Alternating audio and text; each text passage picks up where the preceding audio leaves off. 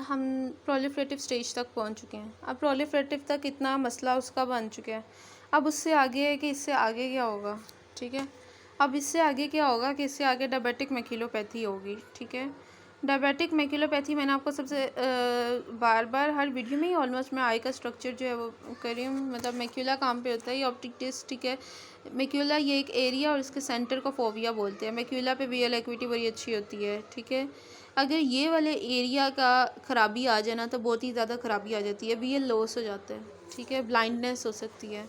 तो अब एक प्रोलिफरेटिव स्टेज के बाद अगली बारी थी हमारे पास डायबिटिक मैक्यूलोपैथी की। कि हुआ क्या है कि पेशेंट जो है वो उसके अंदर क्रॉनिक हाइपरग्लाइसीमिया है, शुगर लेवल बड़ा ज़्यादा है, ठीक है, और वो बिल्कुल भी कोई केयर नहीं करता है, ठीक है। तो उसका एट द एंड क्या होगा कि उसकी माइक्रो एंजियोपैथी हो जाएगी, उसकी आई के अंदर भी ब्लड वेसल ख़राब होना शुरू हो जाएंगी, हेमरेज शुरू हो जाएगी। हेमरेज से हमने देखा कि किस तरह से आहिस्ता आहिस्ता विट्रस और रेटिना के दरमियान जो है रेट्रो हियालॉइड स्पेस जो है वहाँ पर हेमरेज आना शुरू हो जाएगी, ठीक है। फिर हमने देखा कि ये देखें विट्रस और रेटिना के, फिर हमने देखा कि रेटिना जो है वो पीछे से डिटैच होना शुरू हो जाएगा। तो रेटिनल डिटैचमेंट, ट्रैक्शनल रेटिनल डिटैचमेंट होना शुरू हो जाएगी।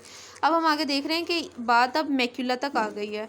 तो मैक्यूला तक जो है वो कंप्लीट ब्लाइंडनेस भी हो सकती है पेशेंट में, डिपेंडिंग ऑन के वो किस तरह की मैक्यूलोपैथी हो रही है। एक जो है ना वो मैक्यूलोपैथी हमारे पास क्या है कि एक तो ये है कि ये आपके पास मैक्यूला है, ठीक है, और मैक्यूला में फोकल एरिया पर, जैसे ये आपका एरिया ना, यहाँ पे जो है ना वो आपको क्या दिख रहा है कि ये मैक्यूलोपैथी फोकल मैक्यूलोपैथी है। या दूसरी चीज़ ये है कि या तो फोकल हो सकती है या डिफ्यूज़ हो सकती है कि ओवरऑल पूरा एरिया उसने इन्वॉल्व किया हुआ है। फोकल मैक्यूलोपैथी जो है ना वो इस तरह से हो सकता है कि वहाँ पे ना माइक्रो एनेरिज्म बना था मैक्यूला के एरिया पर, उसने फोकल लीकेज की है, ठीक है, और कैपिलरी सेगमेंट डायलेटेड है, ठीक है, और वहाँ पर रेटिना की थिकनिंग हो गई है।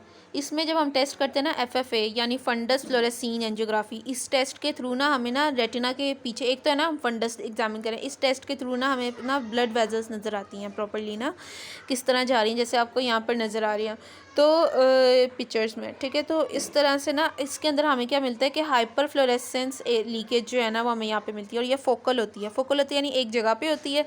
हाइपर फ्लोरेसेंस यानी कि जो वो एरिया ना हमने ना इसके अंदर फ्लोरेसिन यूज़ करते हैं वो जो है ना मतलब शाइनी आप यूँ कह लो। तो अब आप यहाँ पर ये डालोगे ना तो आपको हाइपर फ्लोरेसेंस वहाँ पे लगेगी, तो आपको पता चलेगा कि ये यहाँ पर ना मतलब मसला है, लीकेज है, ठीक है। तो अब दूसरी चीज़ ये है कि या तो हमारे पास जो डायबिटिक मैक्यूलोपैथी है ये या तो क्या हो सकती है, फोकल हो सकती है, ठीक है, और दूसरा क्या है या ये डिफ्यूज़ हो सकती है, ठीक है। डिफ्यूज़ के अंदर क्या है कि इसके अंदर ना एक्सटेंसिव रेटिनल कैपिलरी लीकेज हो जाती है। इसमें भी लीकेज होती है लेकिन एक्सटेंसिव होती है। इसमें तो एक फोकल एरिया पे था ना जिसमें काफ़ी ज़्यादा है। इसमें भी हमें FFA पर हाइपरफ्लोरेसेंस मिलती है लेकिन वो डिफ्यूज़ होती है, पता नहीं चलता कि कहाँ पर है, ठीक है, यानी बहुत ज़्यादा, ठीक है। तो कोई एक एरिया स्पेसिफिक नहीं होता। और इसमें भी रेटिनल थिकनिंग होती है, माइक्रो एनेरिज्म बनते हैं, ठीक है, हेमरेज होती है और एक्सुडेट्स होते हैं, ठीक है।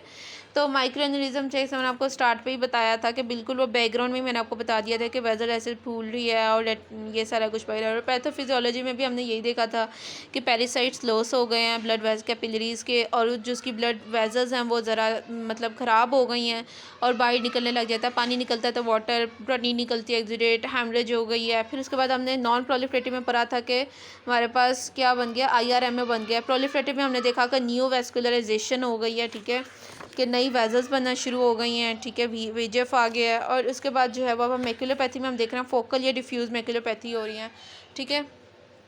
अब उसके अंदर जो डिफ्यूज़ है उसके अंदर हमने देख लिया कि डिफ्यूज़ हाइपरफ्लोरेसेंस होगी। अब ना हमारे पास क्लिनिकली सिग्निफिकेंट मैक्यूलर एडीमा जो है ना यानी CSMO हम कैसे कह सकते हैं कि क्लिनिकली सिग्निफिकेंट है। यार 3 डेफिनेशंस हैं। या तो रेटिनल थिकनेस जो है ना वो हमारे पास सेंटर ऑफ मैक्यूला जो है ना, सेंटर ऑफ मैक्यूला, ठीक है, और ये इसके अंदर फोविया है, इससे 500 माइक्रोन के अंदर अंदर हो रही है, ठीक है। या जो रेटिनल थिकनिंग या एक्सुडेट जो है ना वो 500 माइक्रोन के अंदर अंदर पड़ा हुआ है, साथ में रेटिनल थिकनिंग भी है। तो ये दो चीज़ चेंजेस मिल जाएं। या रेटिनल थिकनिंग जो है वो 1 डिस्क एरिया और लार्जर मतलब हमें वहाँ पर मिल रहा है, ठीक है, तो सेंटर ऑफ मैक्यूला से। तो ये चीज़ें जो है ना मतलब आपकी कहेंगी कि ये क्लिनिकली सिग्निफिकेंट है मैक्यूलर एडिमा आपका। और दूसरी चीज़ ये है कि एक तो ये है ना कि आपके पास फोकल या डिफ्यूज़ डायबिटिक मैक्यूलोपैथी हो जाए, और फिर उसके बाद हमने CSMO के 3 क्राइटेरिया देख लिए। उसके बाद ये है कि इस्कीमिक मैक्यूलोपैथी भी हो सकती है। ठीक है, एक तो ये है इसके अंदर क्या हो रहा है कि ये सिर्फ इसके अंदर इस्कीमिया नहीं, लेकिन वैसे जो है ना वो वेसल्स ख़राब हो रही हैं। और अगली चीज़ क्या है कि इस्कीमिया ही हो जाए मैक्यूला का, तो ये बड़ी नुकसानदेह चीज़ है। ठीक है, इसके अंदर क्या होता है कि मैक्यूला जो है ना वो नॉर्मल नज़र ज़रूर आ रहा है, लेकिन अब वीएल लॉस काफ़ी ज़्यादा हो जाता है, क्योंकि मैक्यूला ही आपके पास वीएल एक्विटीज़ की बहुत ज़्यादा थी। बेसिकली यहाँ पे ब्लड वेसल बिल्कुल ब्लॉक हो गया, मैक्यूला का बिल्कुल कुछ नहीं मिला। FFA जो टेस्ट है ना हम करेंगे, फंडस फ्लोरेसेंस एंजियोग्राफी, तो जब हम पता चलेगा कि जो हमारे पास जो ये मैक्यूला है हमारा, ठीक है, ये जो हमारा मैक्यूला है इसको बिल्कुल ब्लड सप्लाई नहीं मिल रही, ये ए वास्कुलर हो चुका है, इसका इस्कीमिया हो चुका है। तो दो चीज़ें हो सकती हैं, या तो आपके पास एक्सुडेटिव मैक्यूलोपैथी हो सकती है कि एक्सुडेट मिल रहा है, आपको प्रोटीन मिल रही है, तो वो दो तरह से, या तो फोकल है एक जगह पे, या जो है ना वो डिफ्यूज़ है। ठीक है, दूसरी चीज़ ये है कि एक्सुडेटिव तो चलो एक चीज़ है ना, दूसरी चीज़ ये है कि बिल्कुल ही ए वास्कुलर एरिया हो गया है, इस्कीमिया हो गया है। ठीक है, और तीसरी चीज़ ये होती है कि मिक्स्ड हो सकता है। ठीक है, मिक्स्ड में ये होता है कि हमारे पास या तो ये जो एक्सुडेटिव जो मैक्यूलोपैथी है यानी फोकल या डिफ्यूज़, एक्सुडेटिव ये, और या इस्कीमिया, ये दोनों का कॉम्बिनेशन हो सकता है इसमें। ठीक है, तो हमें मैक्यूलोपैथी में दोनों चीज़ें मतलब देखने को मिलती है। कहीं कहीं पे कोई एरिया इस्कीमिया हो गया होगा, बिल्कुल एवास्कुलर होगा, और बाकी कहीं एरिया पे एक्सुडेट वगैरह में देखने को मिलेंगे। तो ये चीज़ें ठीक है। उसके बाद एडवांस डायबिटिक आई डिज़ीज़ है, इसके अंदर ये है कि अब ना ज़रा आँख तो आपने सारी बर्बाद कर दी है, अब तक प्रोलिफ्रेशन भी कर दी है। ठीक है, और वेजल्स भी नहीं आना शुरू हो गए हैं, पीछे से विट्रस भी गिर गया है। ठीक है, और ये देखो ना जैसे अपने न्यू वेजल्स जो हमारे पास स्टार्ट कैसे हुआ था कि ये देखो कॉटन वूल स्पॉट्स से आपके पास डॉट ब्लॉट हेमरेज थे, फिर उसके बाद जो है वो आपके पास प्रोलिफरेटिव डायबिटिक रेटिनोपैथी में न्यू वेजल्स आना शुरू हुई। ठीक है, उसके बाद जो है ना वो मैक्यूलोपैथी बनना शुरू हो गई। ठीक है, और आपने ये देखा कि आपके पास क्या है कि जो ये विट्रस है और रेटिना इन दोनों के दरमियान वाली जो जगह है वहाँ पे बोर्ड शेप्ड सब येलोइड हेमरेज होना शुरू हो गई, न्यू वेसल आना शुरू हो गई। फिर उसके बाद जो आगे आइरिस है वहाँ तक बात चलेगी, आइरिस की न्यू वास्कुलराइजेशन हो गई। अब आगे आपने पीछे से सारा कुछ ख़राब कर दिया, अब आगे बात आओ, अब आगे क्या होगा। अब एडवांस डायबिटिक आई डिज़ीज़ में क्या होता है कि जो आपने आइरिस के ऊपर न्यूवास्कुलराइजेशन करवाई है ना, ठीक है, ये 360 डिग्री होता है ना आपका आइरिस। ठीक है, और ये दरमियान में प्यूपिल है। ठीक है, ये आइरिस है और ये आपका प्यूपिल है। अब ये जो आइरिस के ऊपर वेजल्स बन गई हैं ना यहाँ पे, ठीक है, और इसको आप इस तरह से देखो, अगर 2D में देखो तो ये सिलरी बॉडी है। ठीक है, सिलरी बॉडी के साथ जोन्यूल्स है और ये आपका लेंस लगा हुआ है और ये आगे आपका आइरिस है। तो जब आइरिस के ऊपर वेजल बनना शुरू हो गई है ना, तो ये क्या होगा कि यहाँ पे ना एंगल जो है वो ऑक्लूड करेगा ये, जिसकी वजह से अंदर यहाँ पे प्रेशर जमा हो जाएगा और ये क्या कर देगा, ग्लोकोमा कर देगा।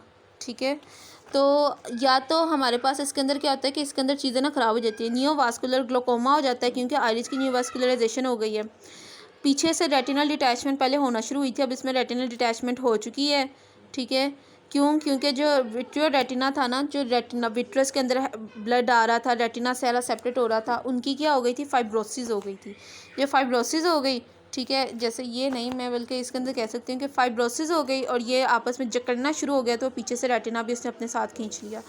ठीक है, और इसके अलावा ये कि विट्रस के अंदर परसिस्टेंट हेमरेज थी। ठीक है, तो एडवांस डायबिटिक आई डिज़ीज़ ये है कि इसके अंदर ना डायबिटिक रेटिनोपैथी का बहुत आगे आ गया है। ठीक है, एंटीरियर चैम्बर वाले मसले और आ गए हैं।